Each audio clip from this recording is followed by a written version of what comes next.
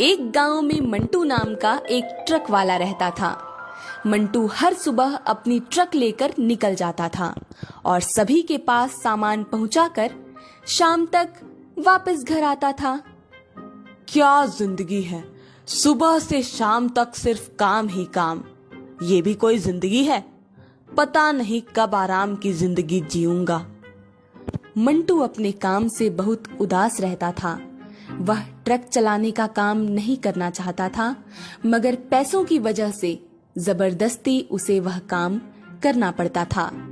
एक दिन मंटू ट्रक लेकर शहर आया और सामान पहुंचाने लगा।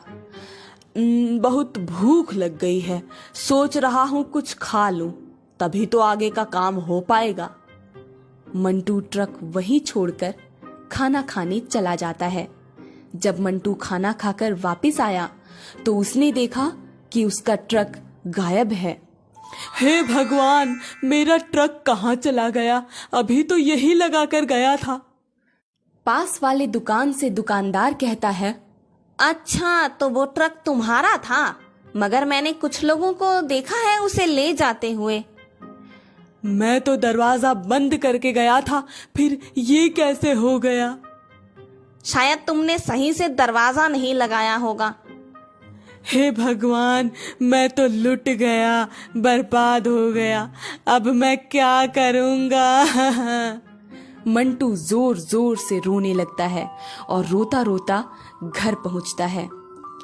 वैसे मुझे ट्रक चलाने का काम पसंद तो बिल्कुल नहीं था, मगर एक वही साधन था जिससे पेट चलता था। अब तो वो भी गायब हो गया। ये बहुत गलत हुआ मेरे साथ। हर रोज मंटू को पैसों की किल्लत झेलनी पड़ रही थी। एक एक रुपया जुटाना मुश्किल हो रहा था। क्या करूं? अगर ऐसा ही चलता रहा तो खाने को कुछ भी नहीं मिलने वाला और भूखे पेट तो मैं मर ही जाऊंगा।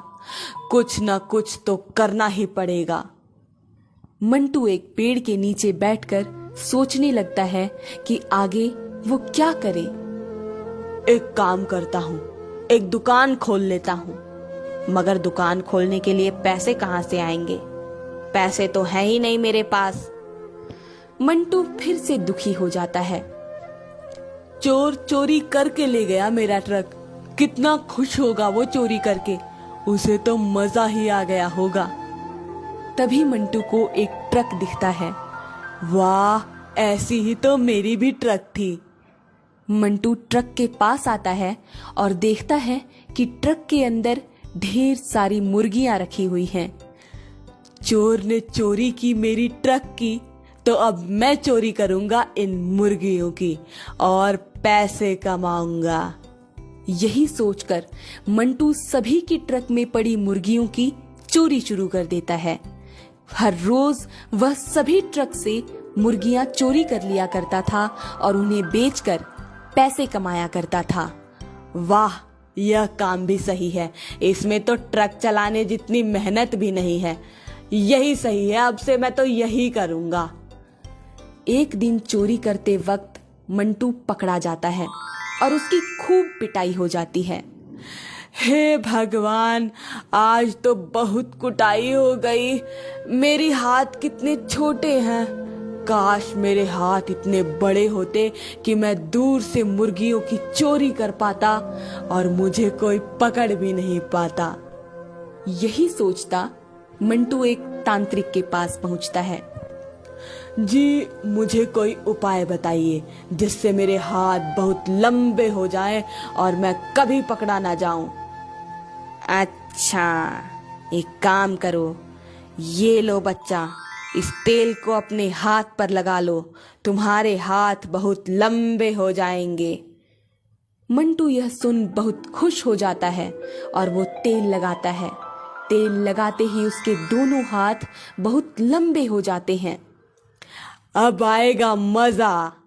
मंटू दूर से ही सभी ट्रक से मुर्गियों की चोरी शुरू कर देता है और उन्हें बेचकर ढेर सारे पैसे कमाने लगता है। अब वह पकड़ा भी नहीं जाता। यह तो बहुत सही है। कुछ दिनों बाद मंटू को बहुत दिक्कत शुरू हो जाती है, क्योंकि उसके दोनों हाथ लंबे ही रहते थे। कभी छोटे नहीं होते थे, इसीलिए वह अपने सभी काम सही से नहीं कर पाता था और सारे लोग भी उससे हमेशा डरते थे। हे भगवान, ये क्या हो गया? इससे अच्छा तो मैं पहले ही था। कम से कम अपने काम तो हो जाते थे और कोई डरता भी नहीं था। मंटू दौड़ता दौड़ता वापस तांत्रिक के पास पहुंचता है। ये क्या कर दिया आपने? मेरे हाथों को वापस पहले जैसा बना दीजिए। मुझे नहीं करना चोरी वोरी, ना ही बहुत पैसे कमाने हैं। मैं कोई भी छोटा मोटा काम करके अपने मेहनत से कमा लूंगा। चलो अच्छी बात है, तुम्हें समझ में आ गई बच्चा। वैसे मैंने जानबूझकर सबक सिखाने के लिए ही ऐसा किया था। चोरी करना सही नहीं है और बुरे चीज की वजह से तुम भी बुरे बन जाओ, ये सब भी सही नहीं है। जाओ बच्चा, तुम्हारा हाथ मैंने ठीक किया। मुझे माफ कर दीजिए, अब से मैं ऐसा नहीं करूंगा।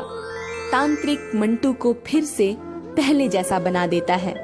मंटू एक छोटा मोटा काम शुरू करता है और फिर खुशी खुशी रहने लगता है।